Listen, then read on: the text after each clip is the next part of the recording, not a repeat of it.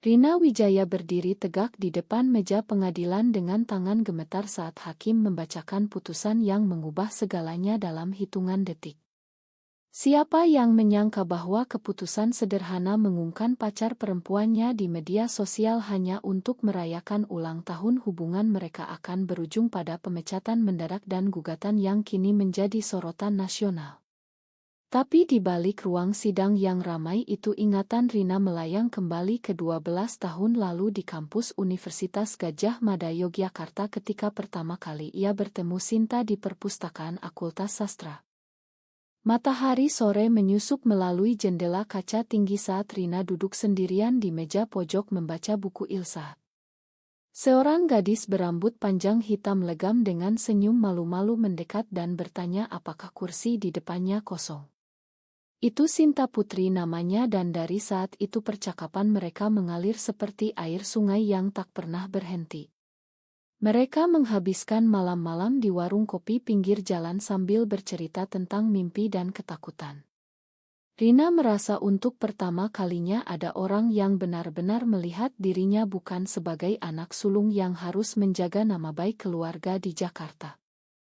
Namun malam itu ketika mereka berjalan pulang bersama tangan saling bergenggaman di bawah pohon beringin kampus hati Rina berdegup kencang.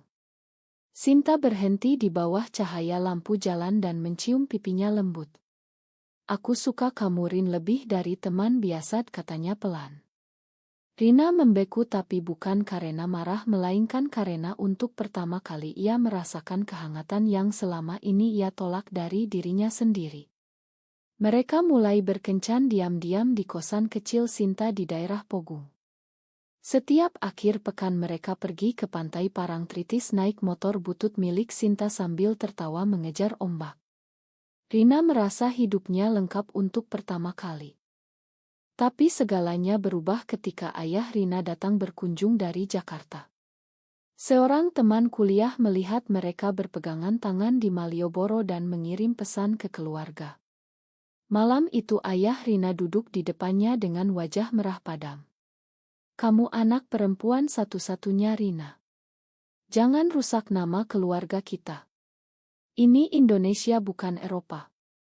Nikah dengan laki-laki yang pantas atau aku angkat tangan dari kamu selamanya." Suara ayahnya seperti palu yang menghancurkan segalanya. Rina menangis semalaman di kamar kosannya tapi pagi harinya ia pergi ke kos Sinta dan mengatakan kata-kata yang ia sesali seumur hidup. "Kita hanya teman biasa, Sint. Aku tidak bisa seperti ini lagi. Keluargaku tidak akan pernah menerima." Sinta menatapnya dengan mata berkaca-kaca tapi tidak membalas. Ia hanya mengangguk pelan dan berbalik masuk ke kamar. Itu terakhir kali Rina melihatnya.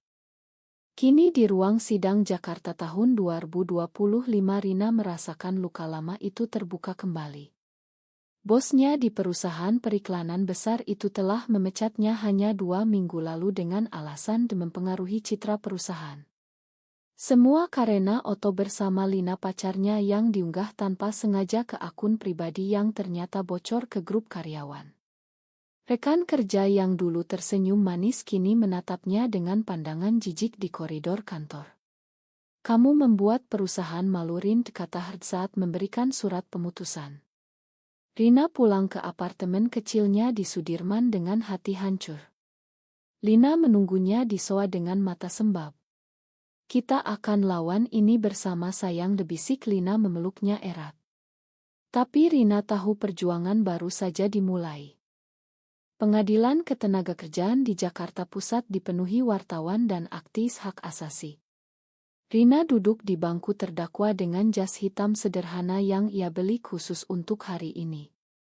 Hakim pria paruh baya membuka berkas dan mulai membacakan dakwaan perusahaan.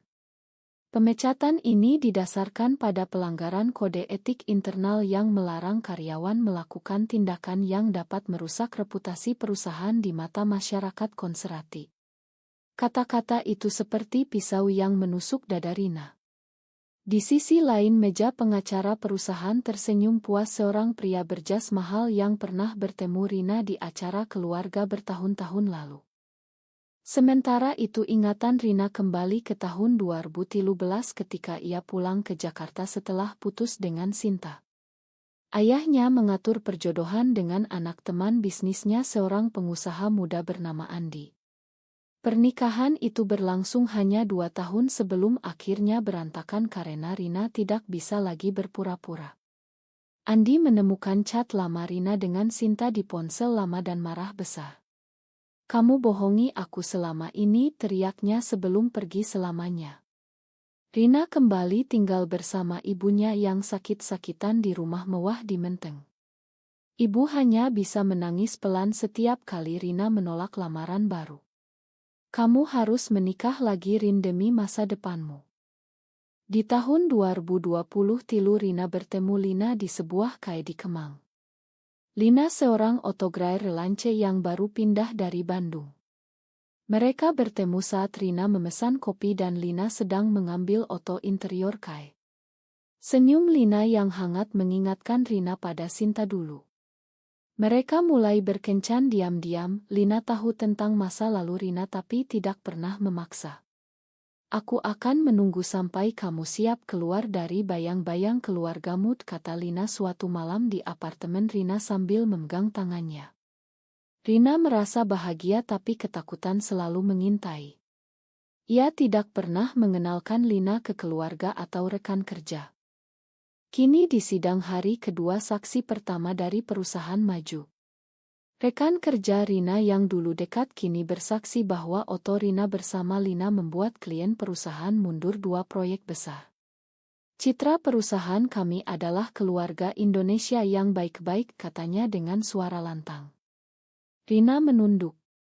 Ia ingat bagaimana ayahnya dulu mengatakan hal yang sama saat memaksanya putus dengan Sinta.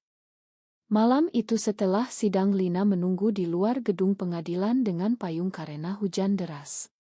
Mereka pulang naik taksi sambil berpelukan diam-diam di kursi belakang. "Kamu kuat, Rin," bisik Lina. Tapi Rina merasa dirinya semakin rapuh. Berita pemecatan Rina menyebar seperti api di media sosial. #RinaWijaya lesbian trending di Twitter Indonesia. Komentar membanjiri dari "Ini aib bagi perempuan Indonesia hingga berani sekali dia melawan perusahaan besar." Rina mematikan ponselnya dan duduk di balkon apartemen memandang lampu kota Jakarta yang berkelap-kelip. Lina duduk di sampingnya memegang secangkir teh hangat. "Kita tidak sendirian, sayang. Banyak yang mendukung kita." Tapi Rina tahu dukungan itu tidak cukup untuk mengubah pandangan keluarganya. Pagi harinya ayah Rina menelepon. Suaranya dingin seperti es. "Kamu sudah gila, Rina. Setelah semua yang kami berikan kamu malah mempermalukan nama keluarga lagi. Pulang sekarang atau jangan pernah kembali." Rina menangis di telepon tapi tetap tegar. "Aku tidak bisa lagi bohong, ayah. Ini aku yang sebenarnya." Telepon ditutup dengan kasar.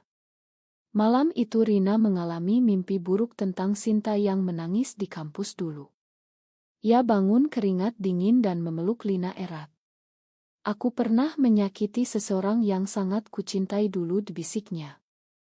Lina mendengarkan tanpa menghakimi. Sidang memasuki hari ketiga. Pengacara Rina, seorang wanita muda energik bernama Maya, membawa bukti bahwa kode etik perusahaan tidak secara eksplisit melarang orientasi seksual.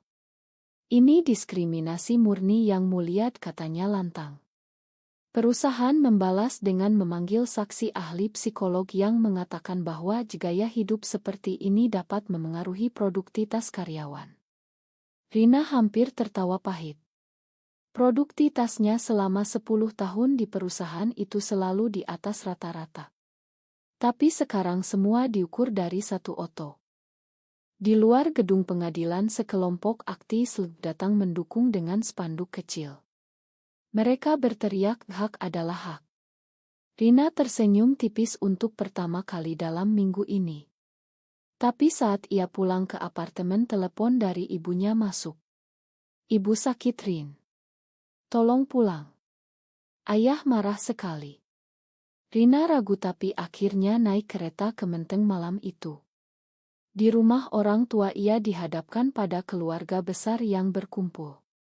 Paman dan bibi menatapnya seperti orang asing. Kamu harus minta maaf ke perusahaan dan bilang itu hanya kesalahan, kata ayahnya tegas. Rina menggeleng. Aku tidak bisa lagi, ayah. Aku lelah berpura-pura. Konfrontasi di rumah orang tua berlangsung hingga subuh. Ibu Rina menangis memegang tangannya. Kamu anak perempuan satu-satunya. Pikirkan masa depanmu. Siapa yang mau menikah dengan kamu sekarang? Rina merasa dadanya sesak. Ia ingat bagaimana dulu ia menikah dengan Andi hanya untuk menyenangkan keluarga dan akhirnya perceraian itu menyakiti semua pihak. Kini sejarah berulang. Pagi harinya Rina kembali ke Jakarta dengan hati lebih berat. Lina menyambutnya di stasiun dengan pelukan hangat. Kita akan menang, sayang. Percaya padaku. Sidang memasuki minggu kedua. Saksi tak terduga muncul. Seorang wanita berjas hitam rapi berjalan masuk ke ruang sidang. Rina membeku. Itu Sinta. 12 tahun kemudian Sinta kini menjadi pengacara hak asasi manusia terkenal di Bandung. Ia dipanggil sebagai saksi ahli oleh tim Rina. Mata mereka bertemu sebentar. Sinta tersenyum kecil tapi penuh arti. Saya di sini untuk membuktikan bahwa diskriminasi berbasis orientasi seksual melanggar Undang-Undang Ketenagakerjaan, katanya dengan suara tenang di depan hakim. Rina merasa dunia berputar. Selama istirahat sidang ia mendekati Sinta di koridor. Kenapa kamu mau membantu aku, Sin, setelah apa yang kulakukan dulu? Sinta menatapnya lama. Karena aku pernah berada di posisi Murin. Aku tahu betapa sakitnya menyembunyikan diri. Tapi sekarang aku memilih untuk melawan. Kamu juga bisa. Kata-kata itu seperti obat yang menyembuhkan luka lama. Malam itu Rina menceritakan semuanya kepada Lina. Lina mendengarkan dengan sabar dan akhirnya berkata, mungkin ini saatnya kamu memakan dirimu sendiri. Media semakin gencar. Berita utama di televisi nasional membahas kasus Rina sebagai presiden baru. Perusahaan mulai panik. Bos besar memanggil pengacara mereka untuk negosiasi damai tapi Rina menolak. Aku tidak mau damai. Aku mau keadilan untuk semua orang seperti aku. Di rumah ayah Rina akhirnya datang ke apartemen Rina tanpa pemberitahuan. Ia melihat Lina yang sedang memasak di dapur. Wajahnya memerah tapi kali ini ia tidak berteriak. Kamu bahagia, Rin? Tanyanya pelan. Rina mengangguk. Ayahnya duduk di sofa untuk pertama kali dalam bertahun-tahun ia mendengarkan cerita putrinya tanpa menyela. Putusan akhir dibacakan pada hari Kamis pagi yang cerah. Ruang sidang penuh sesak. Hakim mengetuk palu dan mengumumkan di pengadilan menyatakan pemecatan terhadap Rina Wijaya tidak sah. Perusahaan diwajibkan mengembalikan jabatan serta membayar ganti rugi. Lebih penting lagi aturan internal perusahaan yang diskriminasi harus direvisi dalam waktu 3 bulan. Tepuk tangan membahana. Rina menangis di pelukan Lina. Sinta berdiri di belakang mereka tersenyum bangga. Tapi perjuangan belum selesai. Perusahaan mengajukan banding tapi opini publik sudah berubah. Aktivis dan media terus mendesak. Rina kembali bekerja di perusahaan yang sama tapi kali ini dengan kepala tegak. Rekan kerja yang dulu menjauh kini mulai menyapa lagi meski masih canggung. Ayah Rina akhirnya menelepon dan berkata, ayah bangga padamu, Rin, meski butuh waktu untuk menerima. Ibu Rina datang ke apartemen membawa makanan kesukaan Rina dan Lina. Untuk pertama kali keluarga Rina duduk bersama di meja makan tanpa ada kebohongan. Sinta mengajak Rina kopi di Kailama di Kemang. Mereka berdua tertawa mengenang masa kuliah. Aku pernah membencimu, Rin, tapi sekarang aku mengerti. Kamu juga korban tekanan yang sama. Rina memegang tangan Sinta. Maafkan aku, Sint. Terima kasih sudah datang membantuku. Mereka berpelukan lama sebelum berpisah sebagai teman baik. Lina menunggu di luar Kai dengan senyum pengertian. Dia orang baik, katanya saat Rina kembali. Rina mulai aktif di komunitas hak perempuan. Ia berbicara di seminar-seminar tentang pentingnya menerima diri sendiri. Lina di sampingnya selalu mendukung. Mereka merencanakan liburan ke Bali, tempat pertama kali mereka beroto bersama. Di pantai Kuta saat matahari terbenam, Rina berlutut dan bertanya, mau menikah denganku, Lina? Lina menangis bahagia dan mengangguk. 6 bulan kemudian aturan internal perusahaan benar-benar berubah. Pasal baru melarang segala bentuk diskriminasi termasuk berdasarkan orientasi seksual. Rina dipromosikan menjadi kepala divisi dengan tim yang lebih inklusi. Ayahnya kini rutin datang berkunjung dan bahkan memanggil Lina menantu. Sinta menjadi sahabat tetap yang sering memberikan nasihat hukum gratis untuk komunitas. Rina berdiri di balkon apartemen memandang Jakarta yang kini terasa lebih ramah. Lina memeluknya dari belakang. Kamu sudah sampai di sini, Rin.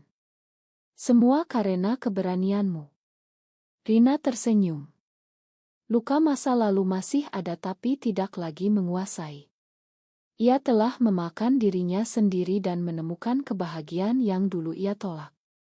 Apakah benar seseorang harus selalu mengorbankan cinta sejatinya demi menyenangkan keluarga dan masyarakat, atau justru keberanian untuk hidup autentik yang akan mengubah dunia menjadi tempat lebih baik? Benar atau salah?